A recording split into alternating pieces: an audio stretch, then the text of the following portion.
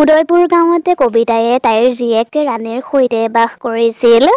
কবিতাৰ স্বামীৰ এবছৰৰ আগতে এটা দুৰ্ঘটনাত মৃত্যু হয় আৰু তাৰ পাছৰে পৰাই এই ঘৰখন একেবাৰেই ভাগি যায়। মা, মোৰ বহুত ভোক লাগিছে, কিবা এটা খাবলৈ দিয়াচোন। ঘৰত খাবলৈ একোৱেই নাই, মই কি কৰোঁ একোৱেই বুজি পোৱা নাই। তুমি চিন্তা নকৰিবা, তুমি অলপ ৰ'বা, মই বিমলা খুৰীৰ পৰা চাউল আৰু দালি অলপ লৈ আহোঁগৈ। তাৰ পাছত কবিতা ওচৰ চুবুৰীয়া বিমলাৰ ঘৰলৈ গ'ল। তই ইমান ৰাতিপুৱাই আমাৰ ঘৰলৈ আহিছ যে, কিবা কামতেই আহিছ? কি কামত আহিছ কচোন?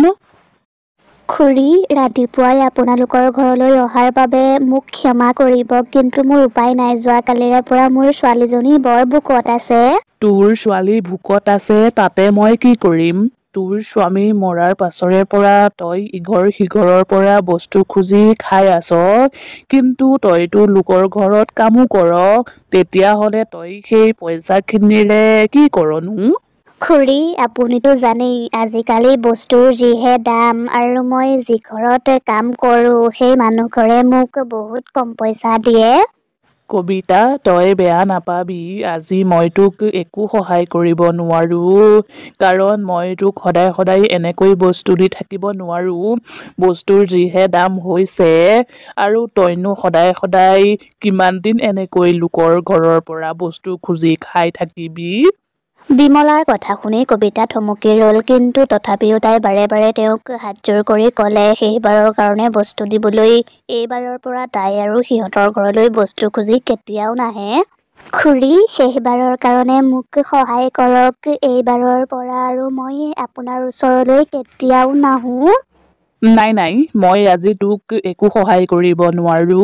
তই বেয়া পালেও উপায় নাই।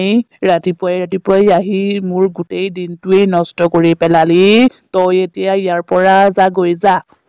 কবিতা তাৰ পৰা বেলেগ এঘৰলৈ গ'ল, আৰু তাতো তাই কথা শুনিবলৈ পালে। নবৌ, বেয়া নাপাব, মই আপোনাক সহায় কৰিব নোৱাৰো। আপোনাৰ স্বামী মোৰ বন্ধু আছিল বুলিয়েই যে মই আপোনাক সদায় সদায় সহায় কৰি থাকিব লাগিব তাততো একো কথা নাই। আৰু আপোনাৰ স্বামীৰ বেমাৰটো ধৰা পৰাৰ পাছৰে পৰা তেওঁৰ লগ মই এৰিছিলোৱেই। কি ঠিক সেই বেমাৰটো আপোনাৰ আৰু আপোনাৰ ছোৱালীৰ গাতো থাকিব পাৰে, গতিকে আপুনি ইয়ালৈ আহি নাথাকিব দেই। তাৰ পাছত মানুহজনে দুৱাৰ বন্ধ কৰি ভিতৰলৈ গুচি গ'ল, আৰু কবিতাও ঘৰলৈ গুচি আহিলে। আৰু তেতিয়াই ৰাণীয়ে মাকক ক'লে, অ' মা, আহিলা তুমি? খাবলৈ কি আনিছা দিয়াচোন মোক, মোৰ বৰ ভোক লাগিছে অ' মা। তুমি ইয়াতে ৰৈ থাকাচোন, মই খাবলৈ কিবা এটা লৈ আহোঁগৈ।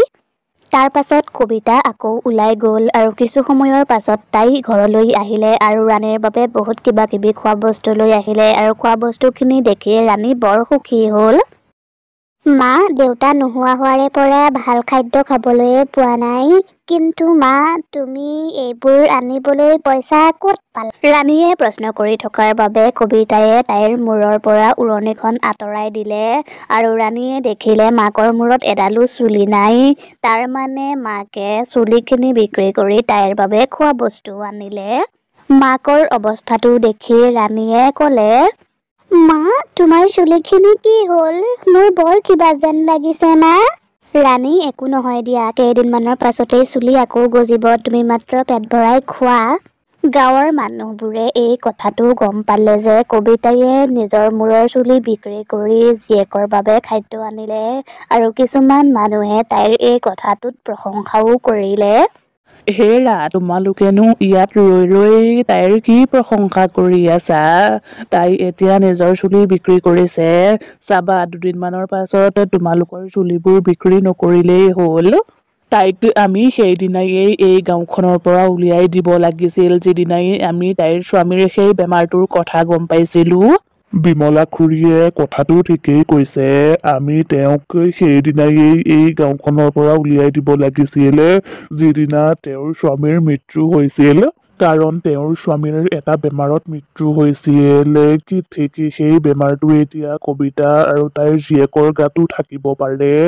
কেনেবাকৈ সেই বেমাৰটো সিহঁতৰ পৰা গাঁৱৰ মানুহবোৰৰ গালৈ বিয়পি নগলেই হ'ল। গাঁৱৰ কিছুসংখ্যক মানুহে সেই কথাটোত বিৰোধিতা কৰিছিল, কিন্তু গাঁওখনৰ প্ৰায় সংখ্যক মানুহে সেই কথাটোত সমৰ্থন কৰিছিল। তাৰ পাছত গাঁৱৰ মানুহবোৰ একগোট হৈ কবিতাৰ ঘৰলৈ গ'ল আৰু তাইক সেই গাঁওখন এৰিবলৈ ক'লে। আপোনালোকে এয়া কি কৰিছে? মই এই গাঁওখন আৰু এই ঘৰটো এৰি থৈ কলৈ যাম? মোৰ আছে কোন? মই মোৰ ছোৱালীজনীক কেনেকৈ ডাঙৰ কৰিম? ক'ত যাম মই? এয়া কেৱল মোৰ সিদ্ধান্ত নহয়, গোটেই গাঁওখনৰ মানুহবোৰৰ সিদ্ধান্ত। গতিকে তই মানুহবোৰৰ কথা শুনিবই লাগিব। আপোনালোক বহুত বেয়া মানুহ। আপোনালোকে মোৰ মাক ইয়াৰ পৰা উলিয়াব বিচাৰিছে। আমি আপোনাক মৰমেৰে যাবলৈ কৈ আছো, কিন্তু জোৰ জবৰদস্তি কৰিলে আপোনাৰো বেয়া লাগিব। গতিকে ভালে ভালে কওঁতেই আপুনি ইয়াৰ পৰা গুচি যাওকগৈ। গাঁৱৰ সকলোবোৰ মানুহ একগোট হৈ আছিল, সেইবাবে কবিতায়ে একো কৰিব নোৱাৰিলে আৰু গাঁৱৰ মানুহবোৰে তাইক গাঁৱৰ পৰা উলিয়াই দিলে। কবিতা আৰু ৰাণী ঘৰৰ পৰা ওলাই আহিলে আৰু ৰাস্তায়ে ৰাস্তায়ে গৈ থাকিলে, কিন্তু তেতিয়াই সন্মুখৰ পৰা এখন ট্ৰাকে আহি সিহঁতক খুন্দিয়াই দিলেহি। ট্ৰাকখনে খুন্দিওৱাৰ ফলত সিহঁত মৰি থাকিল। কবিতাৰ মৃত্যুৰ কথাটো গাঁৱৰ মানুহবোৰে গম নাপায়। তেওঁলোকে এইটো ফূৰ্তিত আছিল যে কবিতা আৰু তাইৰ জীয়েক গাঁৱৰ পৰা ওলাই গ'ল। তেনেকৈয়ে এদিন গাঁওখনৰ মাজতেই মানুহবোৰে বিমলাৰ মৃতদেহটো পৰি থকা দেখা পালে। আৰে বাপৰে, এইবোৰ কোনে কৰিলে বাৰু? বিমলা খুৰীক ইমান বেয়াকৈ ইয়াত এনেকৈ মাৰি থৈ কোনে পেলাই থৈ গ'ল? ভগৱানেহে জানিব বিমলাক ইমান বেয়াকৈ কোনে মাৰি পেলাই থৈ গ'ল। নিশ্চয় তাইৰ কোনোবা শত্ৰুৱে মাৰি থৈ গ'ল। মই তাইক বাৰে বাৰে কৈছিলো বিনা কাৰণত কাৰো লগত তৰ্ক নালাগিবি, কিন্তু এতিয়া কি হ'ল এয়া দেখিলি? বিমলায়ে যাৰে তাৰে লগত কাজিয়া কৰি থাকে, কোনোবাই চাগে প্ৰতিশোধ ল'বলৈ বিমলাক মাৰি থৈ গুচি গ'ল। গাঁৱৰ মানুহবোৰে এই কথাটো বুজি পোৱা নাছিল যে বিমলাক মাৰিলেতো ঠিকেই, কিন্তু তাইৰ চুলিখিনি কিয় টকলা কৰি থৈ গুচি গ'ল। তাৰ পাছৰে পৰাই গাঁওখনত তেনেকৈয়ে মানুহবোৰ মৰিবলৈ ধৰিলে আৰু সেইবাবে এদিন সেই কথাটোৰ বাবে গাঁৱত এখন মিটিং দিলে। আপোনাৰ মনত আছেনে কেইমাহমানৰ আগত যে কবিতা আৰু তাইৰ জীয়েকক আপোনালোকে এই গাঁওখনৰ পৰা উলিয়াই দিছিল? মই কিন্তু সিহঁতক এই গাঁওখনৰ পৰা উলিয়াই দিবলৈ মানা কৰিছিলো। কিছুদিনৰ আগত যে কবিতায়ে তাইৰ মূৰৰ চুলি বিক্ৰী কৰি জীয়েকক খাদ্য আনি খুৱাইছিল, আপোনালোকৰ কথাটো মনত আছেনে বাৰু? তুমি কি ক'বলৈ বিচাৰিছা? মই অনুমান কৰিব পাৰিছো, কবিতা যেতিয়া এই গাঁওখনৰ পৰা ওলাই গৈছিল তেতিয়া তাইৰ মূৰত এডালো চুলি নাছিল। তাই কেনেবাকৈ ৰাতি গাঁৱলৈ আহি গাঁৱৰ মানুহবোৰক মাৰি থৈ নাযায়তো। মই এই কথাটোৰ সন্ধান উলিয়াব লাগিব। তাই এতিয়া ক'ত আছে আৰু ক'ত থাকে? মোৰ মতে কবিতা এই গাঁওখনৰ পৰা ওলাই যোৱাৰ পাছতেই তাইৰ লগত কিবা এটা বেয়া হ'ল। তাই মৰাৰ পাছত চুৰেল হৈ প্ৰতিশোধ ল'বলৈ এইবোৰ কৰি আছে। মই তাইক পালে হাতজোৰ কৰি ক'ম, তাইৰ লগত যোনেই অন্যায় কৰিলে তাই যাতে কাকো শুদাই নেৰে। ৰাজুৱে পিছদিনায়ে আশে পাশে থকা গাঁওবোৰত খবৰ ল'লে কবিতা ক'ৰবাত থাকে নেকি, কিন্তু সি কবিতাৰ একোৱেই খবৰ নাপালে। কিন্তু কিছুদিনৰ পাছত ৰাজুৱে খবৰ পালে এখন ধাবাৰ মালিকজনে এগৰাকী মহিলা আৰু এজনী সৰু ছোৱালীক এখন ট্ৰাকে খুন্দিয়াই মৰা দেখিছিল। যিদিনাই কবিতা গাঁৱৰ পৰা ওলাই আহিছিল তেতিয়াই ৰাজুৱে গম পালে সেয়া অন্য কোনো নহয়, কবিতা আৰু তাইৰ জীয়েক ৰাণী আছিল। তাৰ পাছত ৰাজু গাঁৱলৈ আহি সকলোকে কথাবোৰ ক'লে। মই কোৱা নাছিলোনে সিহঁতৰ লগত বহুত বেয়া কিবা এটা হ'ল? হে ভগৱান, সিহঁতৰ আত্মায়ে যাতে শান্তি পায় আৰু তোমালোকেও গাঁৱত পূজা পাঠ কৰি সেই আত্মা দুটাক হাতজোৰ কৰি ক্ষমা বিচাৰা। তুমি কথাটো ঠিকেই কৈছা। মই কালিলৈকে পূজাৰীজনক মাতি আনি গাঁৱত পূজা পাঠ কৰিম আৰু মই কবিতা আৰু তাইৰ জীয়েকৰ আত্মাটোক হাতজোৰ কৰি ক্ষমা বিচাৰিম। মই বিচাৰো এই কথাটোত গাঁৱৰ মানুহবোৰে মোক সহযোগ কৰে, তেতিয়াহে চাগে আগলৈ আৰু আমাৰ গাঁৱত মানুহ নমৰে। গাঁৱৰ মানুহবোৰৰ কথা ক'বলৈ নাযাওঁ, কিন্তু সেই কথাটোত প্ৰথমে তুমিয়েই বেছিকৈ সহযোগ কৰিছিলা, গতিকে সিহঁতে তোমাক মাৰিহে এৰিব। এয়া তুমি কি কৈছা? মোৰ কিবা এটা হ'লে মোৰ পত্নী আৰু ল'ৰা ছোৱালী কেইটাৰ কি হ'ব? সিহঁতৰ মোৰ বাহিৰে আৰু অন্য কোনোৱেই নাই।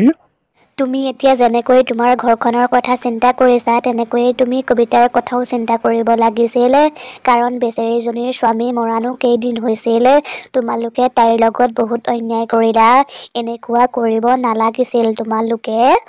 তাৰ পাছত ৰাজু আৰু গাঁওখনৰ মানুহবোৰে কবিতা আৰু তাইৰ জীয়েক ৰাণীৰ আত্মাটোৰ পৰা হাত সাৰিবলৈ গাঁৱত পূজা পাঠ কৰিলে। তাৰ পাছত গাঁৱৰ মানুহবোৰ একগোট হৈ কবিতা চোৰেলক ক্ষমা খুজিলে আৰু তাৰ পাছৰে পৰা আৰু গাঁওখনত এজনো মানুহ নমৰিলে, কাৰণ সিহঁতে গাঁৱৰ মানুহবোৰক ক্ষমা কৰি চিৰদিনৰ বাবে তাৰ পৰা গুচি গ'ল।